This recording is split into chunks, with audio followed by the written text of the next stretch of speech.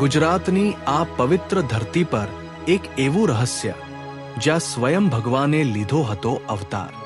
ભાગવત પુરાણ મુજબ પ્રજાપતિ કદમ અને માતા દેવહૂતિના ઘરે ભગવાન વિષ્ણુએ કપિલ મુનિ તરીકે ઉત્તર ગુજરાતના સિદ્ધપુર પ્રાચીન સ્થળપુર ખાતે જન્મ લીધો હતો.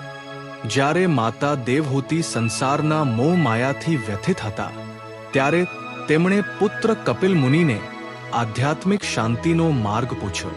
માતાની આ દિવ્ય આજ્ઞાથી કપિલ મુનિએ તેમને પ્રકૃતિ અને પુરુષના ભેદને સમજાવતું અદ્ભુત સાંખ્ય યોગનું જ્ઞાન આપ્યું. આ જ પવિત્ર ભૂમિ પર કપિલ મુનિએ માતા દેવહૂતિનું શ્રાદ્ધ કર્યું હતું. એટલા માટે જ બિહારના ગયાની જેમ ગુજરાતનું આ સ્થળ માતૃજ્ઞા તરીકે ઓળખાય છે, જ્યાં માતૃ ઋણમાંથી મુક્તિ મળે છે. સનાતન સંસ્કૃતિના આ મહાન રહસ્ય વિશે શું તમે જાણતા હતા? કોમેન્ટમાં હર હર મહાદેવ જરૂર લખો અને ચેનલ સબસ્ક્રાઇબ કરો. દિલથી ખૂબ ખૂબ આભાર.